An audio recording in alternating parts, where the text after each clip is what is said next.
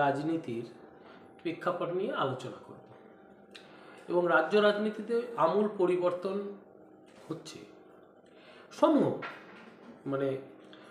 মানে খুব দ্রুত এবং সবথেকে পশ্চিমবাংলার দুইটি রাজনৈতিক দল যাদের নিয়ে আলোচনা না করলেই নয়, সেই রাজনৈতিক দলের মধ্যে দুটির মধ্যে একটি হচ্ছে ভারতীয় জনতা পার্টি আর একটি তৃণমূলের কথা আজকে আমরা নাই বা বললাম। আজকে আমরা আলোচনা করব ভারতীয় জনতা পার্টি। ভারতীয় জনতা পার্টির ঠিক নির্বাচনের আগে দুভাগে বিভক্তিত ভারতীয় জনতা পার্টি দেখা যাচ্ছে। এখন আপনাদের মনে প্রশ্ন হবে, দুভাগে বিভক্তিত ভারতীয় জনতা পার্টি এটা আবার কীরকম? দুভাগে বিভক্তিত ভারতীয় জনতা পার্টি, একটা হচ্ছে তৃণমূল থেকে আসা ভারতীয় জনতা পার্টি, আর একটা হচ্ছে হিন্দু রাষ্ট্রীয় স্বয়ংসেবক থেকে আসা ভারতীয় জনতা পার্টি। রাষ্ট্রীয় স্বয়ংসেবক থেকে আসা স্বয়ংসেবক, বিশ্ব হিন্দু পরিষদ এবং রাষ্ট্রীয় স্বয়ংসেবকের একটা গোল করা বিজেপি, তৈরি করা বিজেপি, আর পার্ট অফ তৃণমূল থেকে আসা বিজেপি। তৃণমূল থেকে আসা বিজেপির মধ্যে নেতৃত্ব দিচ্ছেন শুভেন্দু অধিকারী। আর এখন পশ্চিমবাংলায় যে আরএসএসের ঘরানা থেকে যারা বিজেপিতে এসছেন তাদের নেতৃত্বে আছেন সুকান্ত মজুমদার, দিলীপ ঘোষ। এদের নেতৃত্বে একটা টিম কাজ করছে এবং তারা খুব সংঘবদ্ধ হয়েছে এই তৃণমূল থেকে আসা বিজেপিদের বিরুদ্ধে। তাদের লড়াইটা এখন বিজেপিতে দুই মেরুর লড়াই হয়ে গেছে। এটা কেন হয়েছে? এটার কারণ হয়েছে, বিজেপিতে যারা ছিল আগে সংঘের এবং বিশ্ব হিন্দু পরিষদ বা আনুষঙ্গিক হিন্দুত্ববাদী যারা ছিল, তারা হিন্দুত্বের রাজনীতি করত দীর্ঘদিন থেকে, এবং সেটা খুব হার্ডকোর হিন্দুত্বের রাজনীতিতে ছিল না। তারা বিশ্বাস করতো হার্ডকোর হিন্দুত্বের রাজনীতি, কিন্তু হার্ডকোর হিন্দুত্বের রাজনীতি তারা করতে পারত না। কিন্তু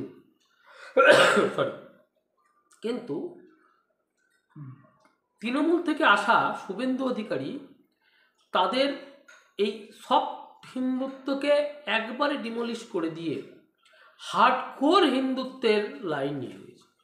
কারণ পশ্চিমবাংলায় বিশেষ করে সীমান্তবর্তী অঞ্চলে একটা হিন্দুত্বের বাতাবরণ তৈরি হয়েছে, এটা অস্বীকার করার কোনো জায়গা নেই।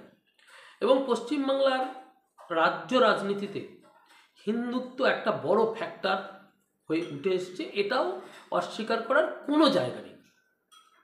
সেই হিন্দুত্বের মধ্যে সবথেকে বড় জায়গা দখল করে নিয়েছে যে হিন্দুত্বের পোস্ট বয় বলে যাকে ধরা হচ্ছে, সে হচ্ছে শুভেন্দু অধিকারী।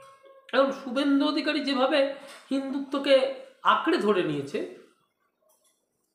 এটা এই সব হিন্দুত্ববাদীদের যারা নেতা ছিলেন তাদের জনপ্রিয়তাকে কম হয়ে গেছে অটোমেটিক। কারণ পশ্চিমবাংলার সীমান্তবর্তী অঞ্চলে যেসব হিন্দুরা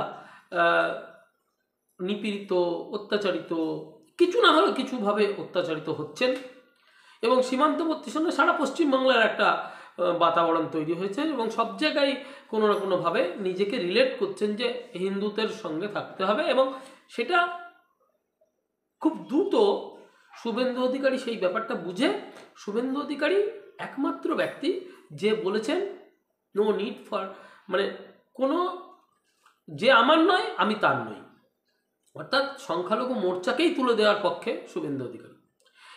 কিন্তু শুভেন্দু অধিকারীর সঙ্গে কি কোনো মুসলিম নেতা নাই? আছে, শুভেন্দু অধিকারীর সঙ্গেও মুসলিম নেতারা আছে, কিন্তু শুভেন্দু অধিকারী মনে করে যে বিজেপিতে মুসলিমরা ভোট দেয় না। এটা বিজেপির সব যারা হিন্দুত্ব সফট হিন্দুত্ব নিয়ে চলা, সুকান্ত মজুমদার, দিলীপ ঘোষ, রাহুল সিনহা, এই যে লবি, এবং একটা লবি এক হয়ে গেছে এরা, সেই লবি কিন্তু মনে করে, এবং অমিতাভ চক্রবর্তী, এই লবি মনে করে যে হিন্দুত্ব আমাদের মূল এজেন্ডা হওয়া উচিত, তার সঙ্গে সঙ্গে ডেভেলপমেন্টের কথা বলবো, মোদিজির কথা বলবো, আমাদের ভোট বাড়বে। কিন্তু শুভেন্দু অধিকারী একদম শুভেন্দু অধিকারীর সঙ্গে হিন্দুত্ববাদী নেতারা জুড়ে গেছেন, যেমন প্রদীপ্তানন্দ মহারাজ, কার্তিক মহারাজ, উনি আশীর্বাদ করছেন শুভেন্দু অধিকারীকে। ঠিক যেভাবে মানে মানে একটা হিন্দুত্বের বাতাবরণ তৈরি হয়েছে, তপন ঘোষের একটা অংশ, তপন ঘোষের যে হিন্দু সংগতি ছিল তার যে একটা অংশ, তারাও কিন্তু শুভেন্দু অধিকারীর দিকে ঝুঁকছে। কিন্তু শুভেন্দু অধিকারীর মানে অসুবিধা হচ্ছে, শুভেন্দু অধিকারী বর্তমানে এমন জালে জড়িয়ে যাচ্ছে, যারা মুকুল রায়কে ঠিক যেভাবে মুকুল রায়কে শেষ সময় মুকুল রায়কে শেষ করে দিচ্ছিল যে নেতারা, তারা শুভেন্দু অধিকারীকে ঘিরে ফেলেছে। কারণ শুভেন্দু অধিকারী তার মধ্যে থেকে যদি না বেরোতে পারেন, তাহলে খুবই অসুবিধা আছে শুভেন্দু অধিকারীর, এটা 100%। কারণ শুভেন্দু অধিকারী রাজনীতিবিদ, শুভেন্দু অধিকারী নিঃসন্দেহে একটা ভালো জায়গা আছে, কিন্তু শুভেন্দু অধিকারী খুব জালে জড়িয়ে যাচ্ছে বর্তমানে, এবং উনি খুব টেম্পটেড হয়ে যাচ্ছেন, উনি খুব রেগে যাচ্ছেন, কথা সাংবাদিকদের কথার উত্তর দিতে গিয়েও রেগে যাচ্ছেন। এবং যে নেতা রাজনৈতিকভাবে রেগে যায়, যে নেতা যখন রেগে যাবে, জানতে হবে তার ফার্স্টেশন চলছে। এবং আমিও মনে করি শুভেন্দু অধিকারীর ধ্যান করা উচিত এবং এ করা উচিত। কিন্তু শুভেন্দু অধিকারী ভালো নেতা, রাজনৈতিকভাবে রাজনৈতিক দক্ষ, খুব সুন্দর নেতৃত্ব দেন। এই যারা সফট হিন্দুত্বের রাজনীতি নিয়ে চলছেন, দিলীপ ঘোষ, সুকান্ত মজুমদারের যে টিম, এনাদের রাজনৈতিক পরিকাঠামো খুব দুর্বল। মানে এরা রাজনীতির সেইভাবে মাস বেস নেতা নন, মানে গ্রাসরুট লেভেলের নেতা নন, গ্রাসরুট লেভেলে কাজ করার কোনো অভিজ্ঞতা নেই, যার ফলে এনাদের মানে এনারা মনে করছে, ইনসিকিউর ফিল করছেন যে শুভেন্দু অধিকারী আমাদের জায়গা কেড়ে নিতে পারে।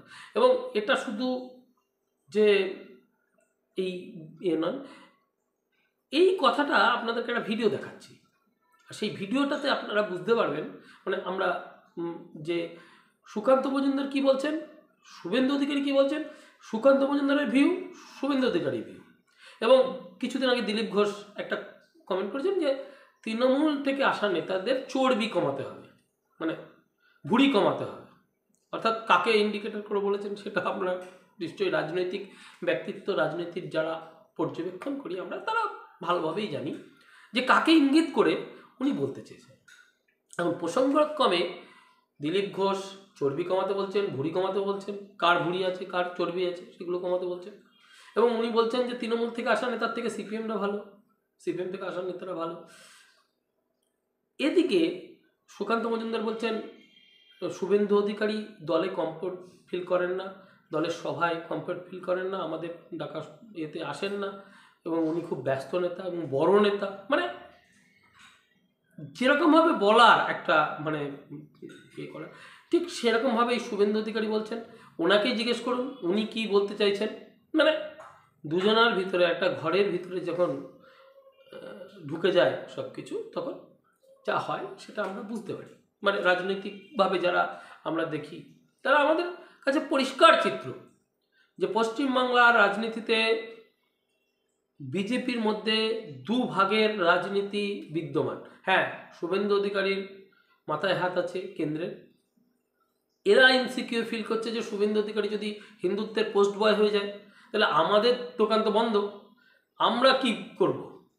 আমাদের রাজনৈতিক কেরিয়ার, এবং সব থেকে বড় কথা হচ্ছে আমরা বিজেপিকে বুঝি, আমরা বিজেপি জানি, আমাদের সঙ্গে বিজেপি হিন্দুত্বের লোক থাকবে, শুভেন্দু অধিকারী কেন পপুলারিটি হবে, এগুলো ইনসিকিউর ফিল করছেন এনারা। এনাদের গাছ যখন মানুষ, এবং সেম কেস শুভেন্দু অধিকারী, শুভেন্দু অধিকারী বুঝতে পারছে না সভাপতি কে হবে বা সভাপতির জন্য কি দাঁড়াবে, আমার কি হবে রাজনৈতিক কেরিয়ার। উনি ঠিক সেইভাবেই একে ওকে দিয়ে বলাচ্ছেন, যা করার রাজনীতিতে যেটা করা হয় সেভাবে হচ্ছে। কিন্তু শুভেন্দু অধিকারীও ঘিরে যাচ্ছেন। এবং আমি বলেইছি আগে যে মুকুল রায়ের কে যারা শেষ করেছেন, এবং খুব দৃঢ়তার সঙ্গে বলছি দাঁড়িয়ে, মুকুল রায়ের আনুষঙ্গিক যারা নেতা, তারা শুভেন্দু অধিকারীকে ঘিরে রেখেছেন। এর ফলে কি হচ্ছে, সেই বুদ্ধি উনি পা দিয়ে ফেলছেন। এর থেকে যদি উনি সার্ভাইভ করে উঠতে পারেন, তাহলে পশ্চিমবঙ্গের একটা বড় ইয়ে হবে। কিন্তু যদি এই সবের মাঝখানে আবার দুই দলে বিভক্ত নতুন দলও হতে পারে, মানে কোনো সময় রাজনীতিতে সম্ভাবনার বিষয়। তো সেই সঙ্গে আপনাদেরকে বলবো, আপনারা এই ভিডিওটা দেখুন, দেখলে আপনাদেরও ক্লিয়ার হয়ে যাবেন সব কিছু। নমস্কার। সাংগঠনিক বৈঠকে তো বিরোধী দলের নেতার ডাক থাকে না সবসময়, তাকে নিয়ে আমরা আলাদা করে বসি সেই জন্য। না সেটা এখন নয়, আগেও নিয়ে আসতেন না। সাংগঠনিক বৈঠকে উনি কমফর্ট ফিল করেন না, কারণ আমাদের যে সাংগঠনিক প্রক্রিয়া সেটা অনেকটা লম্বা চলে, ওনার বিভিন্ন প্রোগ্রাম থাকে, উনি ব্যস্ততম নেতা পশ্চিমবঙ্গের অন্যতম, তো স্বাভাবিকভাবে তাকে বিভিন্ন জায়গায় ঘুরতে হয়, উনি সময় পাবেন কোথায়? সুকান্ত মজুমদার আজকে বলেছেন যে আপনি দলীয় সাংগঠনিক কর্মসূচিতে থাকেন না, যেখানে মিটিং ফিটিং হয়, আপনার এটা মানে কমফোর্ট জোন নয়। তো সুকান্তবাবু উত্তর দিতে পারবেন, আমি কেন উত্তর দিতে? যিনি বলেছেন তাকে উত্তর দিতে। আমি আজকে মেদিনীপুরে ডাক্তারদের সাসপেন্ডের বিরুদ্ধে কর্মসূচিতে ছিলাম, সবাই দেখেছেন। আর আমি অর্গানাইজেশনের পোর্টফোলিও হোল্ডার নই, তা আমি বিরোধী দলনেতা, আমার কাজ সম্পর্কে সচেতন।